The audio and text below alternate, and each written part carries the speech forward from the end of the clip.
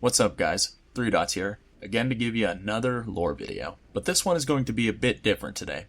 I figured instead of giving y'all a video on the next faction, I might do something a bit more interesting.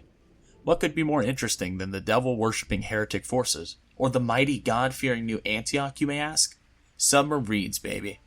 Okay, don't give me that look. What if I told you these submarines were created by a malevolent entity from hell?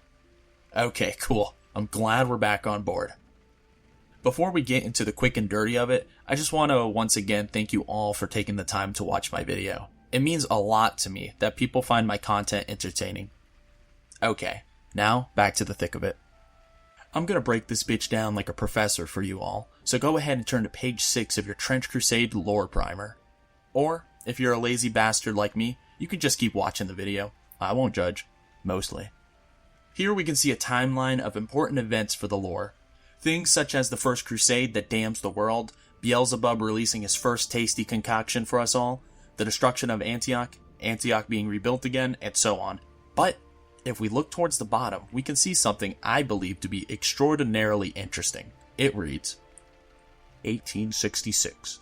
In the utmost secrecy, heretic scientists, aided by the demon Marbas, construct the first modern submarines. To me, this begs the question, who the hell is Marbas? How and why is he so helpful in creating the submarines? And what else might he be getting up to in the setting? Within the primer and playtest rules, Marbas is only mentioned twice, at least according to the Control F on my keyboard. The first being the previously mentioned assistance of creating the first submarine, and then the following in the playtest rules.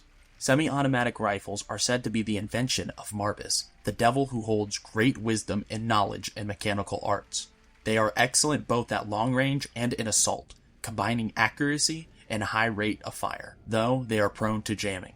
So not only did Marbas aid in the creation of submarines, but he's also responsible with the invention of semi-automatic rifles. Both of these are vitally important in the ways that battles are conducted. In case you don't know, a semi-automatic rifle is the ability for the weapon to reload the cartridge automatically, as opposed to having to manually feed a new round, such as in a bolt-action rifle. I believe I got that right. I know gun nuts go crazy over the right terms, aka my fellow Americans. So not having to waste time on an action that can be done for you automatically gives a much needed advantage in a firefight. Now, in regards to submarines, they have a profound effect on naval warfare. For starters, they are stealthy, being able to covertly operate beneath the surface of the water, making them difficult to detect. Secondly, they are much better at enforcing blockades, being able to cut off supply lines for the faithful nations. Finally, what I believe to be the most crucial is their ability to be a force multiplier in the setting.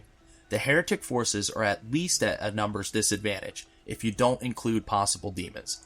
A single submarine can pose a threat to multiple ships at a time, creating this asymmetrical style of warfare. Not only this, but think of the psychological factors involved. Now that submarines are present, you don't know where the heretics can be. The constant threat of just being blown out of the water at a moment's notice. From here, we return to the timeline that is given to us in the lore primer. The following is stated. 1870. Launched from Gibraltar, the heretic submarine fleet extracts a heavy toll on the merchant navies. Widespread famine ensued. So Marbas is extremely influential in the current world. He has caused the destruction of many lives due to the aid in warfare advancement. But is there anything else that we can infer from this devil that may be written outside of the lore? Alright, so the following is speculation. I repeat, speculation. I'm going to describe what is given in the Lesser Keys of Solomon, which is where most of the demonology that is discussed in Trench Crusade comes from. He is described as taking the form of a great lion. He is knowledgeable about secrets, diseases, cures, and mechanical arts. I want to bring emphasis on the mechanical arts, because I believe that is where he will have the most influence in the world. I think it's evident due to it being explicitly stated that he has helped with at least 2 inventions, but nothing on curing any diseases or spreading them. He is also noted as having the rank of president. When it comes to the hierarchy, it's 3rd from the bottom out of the 7, so he's not at the very top, but he ain't no slouch either. But like I said, none of this could matter, because the lore has stated that the devils constantly fight for power. Marbas could definitely be climbing due to his influence, though. Alright, So I'm gonna go ahead and do another Warhammer reference like I did in my Beelzebub video. Yeah, I know, but hey, I love Warhammer, and if you clicked on this video, I'm like 99% sure you like it too. Anyway, we stated earlier, Marbas loves his mechanical knowledge. Geez, I wonder what other demonic being eats that shit up too. Vashtor is a relatively newcomer to the 40k setting. Vashtor is significantly less powerful than the other big four Chaos Gods, and from my understanding, we can also believe that Marbas is in a similar situation as well. Also, Vashtor is hungry to be at the same level or even past the other Chaos Gods. The Devils of Trench Crusade constantly fight for power too, making that another similarity for the powerful scientist. However, good old Vash actually looks like he enjoys mechanics with his bionic augments. Marbas is just a humanoid lion. If you can think of anything else that they may have in common or significant differences, be sure to let me know in the comments, I'd love to hear it. So, what could Marbas be getting up to now? He definitely would be advancing the Heretic Force's weaponry. He could see advancements in artillery tanks, possibly biological weapons because of his affiliations with diseases. If he's a low-ranking devil, then I'm in the camp that he's hoping to gain power. That way he could rival entities such as Beelzebub. I would love to hear what you think in the comments. I think I would like to see a warband that's centered around him, or perhaps some variant of rules for the heretics that worship him specifically. So with that, I look forward to possibly seeing more lore on Marbas. His action has already done so much in the setting, and I'm sure he has way more in store.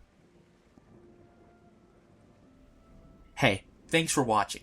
If you liked the video, then drop a like. If you really loved the video, then do me a favor and subscribe. By doing this, you're able to tell me you're enjoying the content.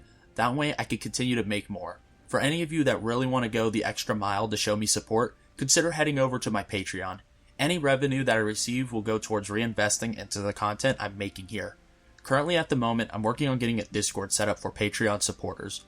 The idea is I can cultivate a community where we can discuss anything grimdark or horror, whether it be lore, war games, paint jobs, and other tabletop RPGs.